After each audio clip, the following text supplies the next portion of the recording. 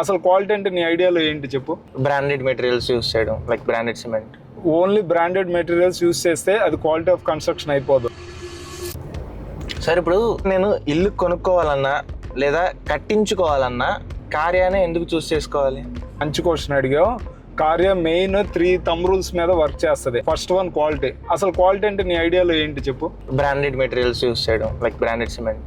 Only branded materials use చేస్తే అది quality of construction అయిపోదు. సరే, ఫర్ ఎగ్జాంపుల్ నువ్వు 100 రూపీస్ పెట్టి మంచి ప్రీమియం టైల్ తీసుకొని వచ్చావు.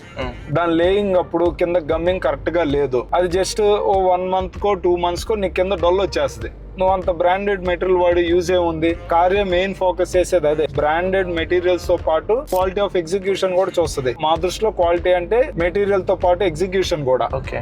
And second point commitment. మేము అగ్రిమెంట్ లో ఏ టైం అయితే మెన్షన్ చేస్తామో, బిల్డింగ్ హ్యాండ్ ఓవర్ ఇస్తామని 100% అదే టైం కి ఇచ్చేస్తాం. అండ్ అగ్రిమెంట్ లో ఏ మెటీరియల్స్ అయితే యూజ్ చేస్తామని చెప్తామో 100% అయ్యే మెటీరియల్స్ యూజ్ చేస్తాం. And third point budget friendly. కార్య ఫర్ ఎగ్జాంపుల్ 1 year కి ఒక 10 lakhs రెవెన్యూ జనరేట్ చేయాలనుకో, మేము ఒక ఫ్లాట్ కట్టి దాని మీద 10 లక్షలు సంపాదించాలని అనుకో. 10 ఫ్లాట్లు కట్టి ఫ్లాట్ మీద 1 లక్ష మిగిలితే చాలు.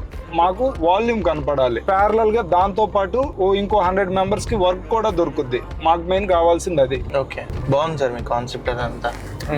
Maybe the night that